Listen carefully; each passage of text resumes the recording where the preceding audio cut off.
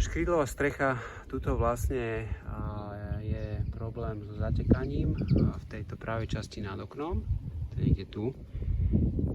Nejaká evidentný problém na tej streche není, takže pravdepodobne bude treba túto časť až po to užlabie vlastne celú rozobrať, po prípade vymeniť parozábranu a zatepliť. Čiže zateplenie tam nie je, čiže doplniť zateplenie a výmena z parozábrany, zateplenie a uloženie vlastne krytiny naspäť. Ja to zmerám, že akú to má vlastne veľkosť a kvôli cenovej ponuke.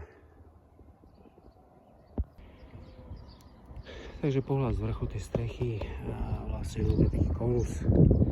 Tento vrch má 2,9, táto dĺžka má 3,5 a spodok má 2,1. Čiže to v takom konuse trošku a tuto vlastne ešte je bok tohto úžlabia takto založený. Čiže je to také troška zvýšené. V tej spodnej časti kontroloval som vlastne tú vodnú drážku. V tej spodnej časti to vyzeralo, že je OK, je čistá, čiže tam by to nemal byť problém. Nekontroloval som to po celej dĺžke, ale tak predpokladám, že ten spodok by bol asi taký najnáročnejší. Takže doporučujem to asi kompletne rozobrať, keďže ten problém sa tu neustále opakuje. Tuto vlastne sa zatesňovala toto užlabie, ktoré tam bolo vlastne netesné, tak sa to takouto páskou zatesnilo, ale nepomohlo to, pretrvalo ten problém.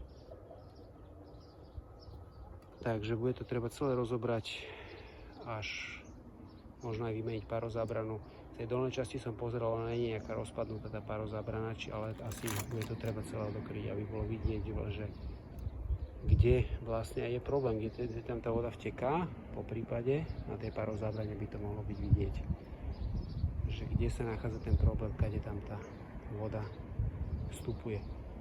Takže celé rozobrať a znova zložiť, po prípade ešte zatepliť. To vyzerá táto časť.